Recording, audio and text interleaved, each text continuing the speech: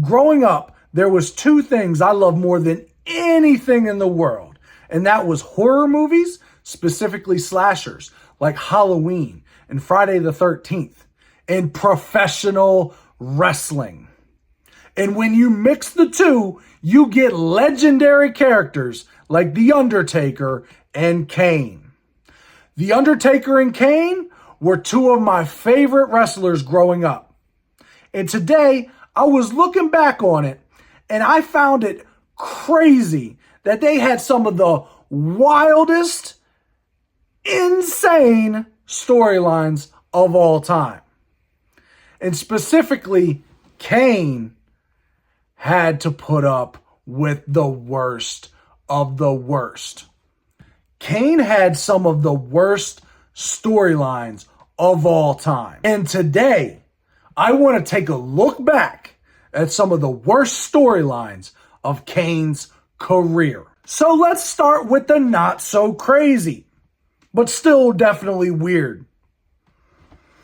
I remember back in 2000, Kane and Chris Jericho had a whole feud, three matches to be exact, after Chris Jericho spilled coffee on Kane backstage.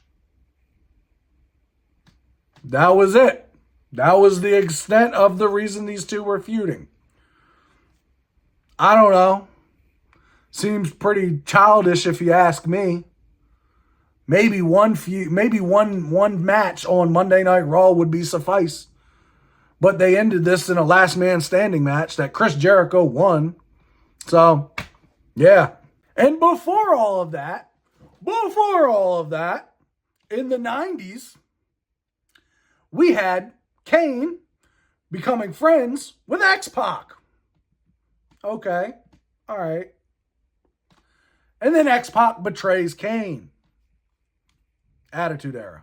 And then Kane gets a girlfriend and Tori. And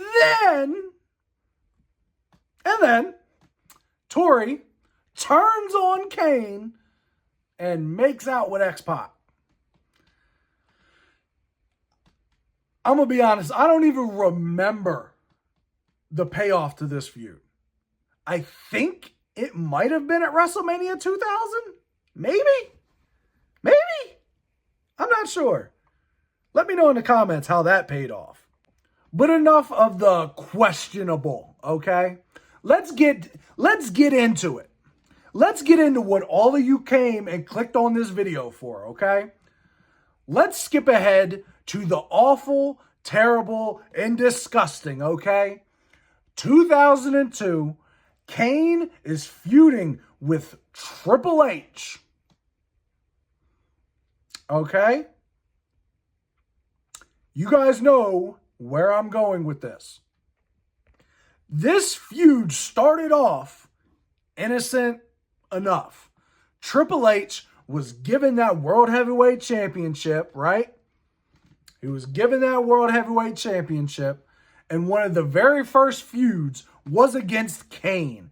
And it kind of set up, it was a World Heavyweight Champion versus Intercontinental Champion feud. And it was going to be a unification match, if I'm not mistaken. But somewhere in this story, somewhere in the writer's room, someone was doing crack. Because they said, let's make Kane a murderer and a necrophiliac. So Triple H comes out on Monday Night Raw and accuses Kane that he's a murderer. He says, Kane, you were in a car accident because you was driving drunk and you crashed the car and killed this poor cheerleader named Katie Vick. And then this man decides to go to a funeral parlor and put a mannequin in a coffin and then dress up like the big red machine. Okay? And then proceed to imitate. I'm going to keep it clean for YouTube. Okay? Why? Why was this a thing? This is most commonly referred to as the worst thing WWE has ever aired on TV. This is horrible. Who was this for? Who?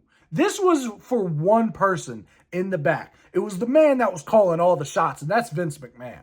Let's be real here. It did absolutely nothing for Kane. Did absolutely nothing.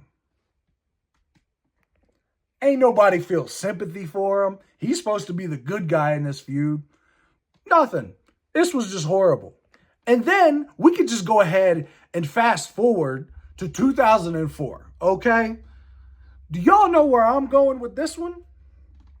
Kane, for some reason, becomes obsessed with Lita, begins to stalk her, he kidnaps her, and forces himself on her. Even for a kid, this was uncomfortable if you understood what was going on. Weird, okay?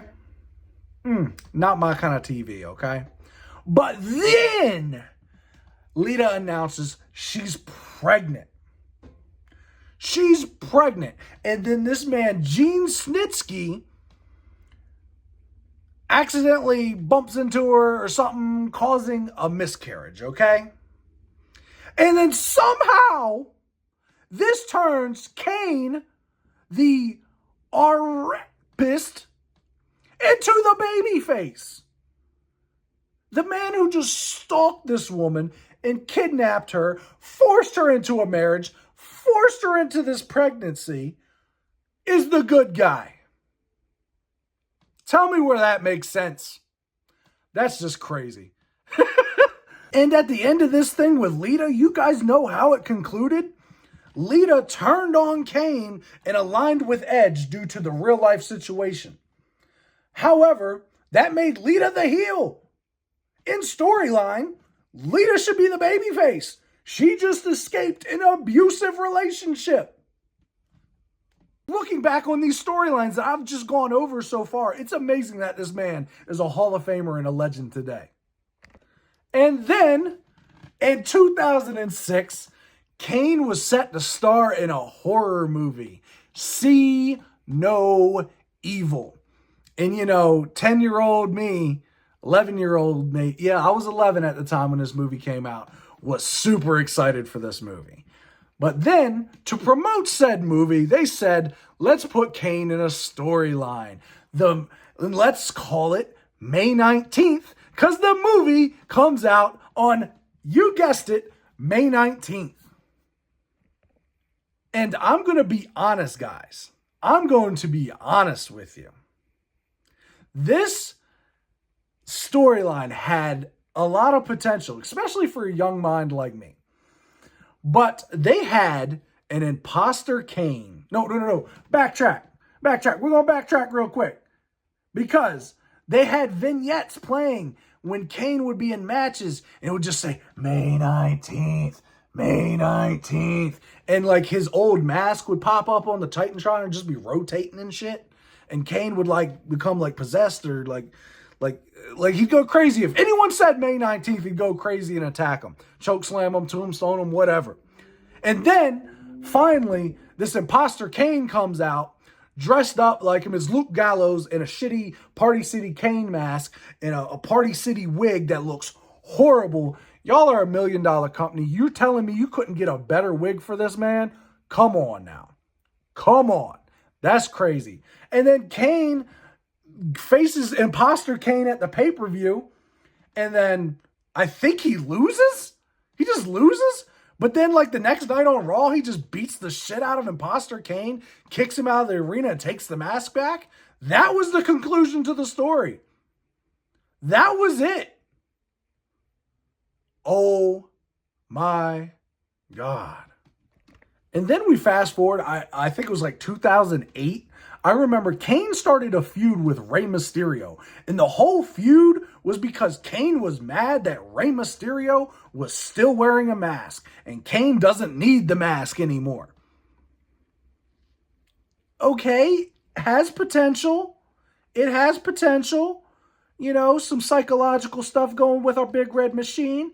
But no, they had him carrying around this sack. And everyone thought, I remember thinking, okay, that's probably just Kane's old mask in there. But no, it was just a Rey Mysterio mask that I think Kane had beaten up Rey and took that mask. And so that's all he was carrying around. Like, this was like leading to like, okay, maybe Kane will become masked again. But no, we didn't get that for a few more years. But to be honest, guys, that's not even like all of it. I just wanted to go over the most bizarre ones and craziest ones. Let me know in the comments your favorite Kane storyline and the worst storyline of Kane's career in your opinion. I'm looking forward to seeing all of the answers. I want to hear your guys' opinions on some of these because there's more. There's more. There could easily be a part 2 to this video. But once again, I just want to say thank you for joining me. Come into my TED Talk today. Subscribe to the Juiced Up Jobbers and join us every Sunday at 2 p.m. Eastern Time for live content every week. Thank you. I've been Chris. Have a great one.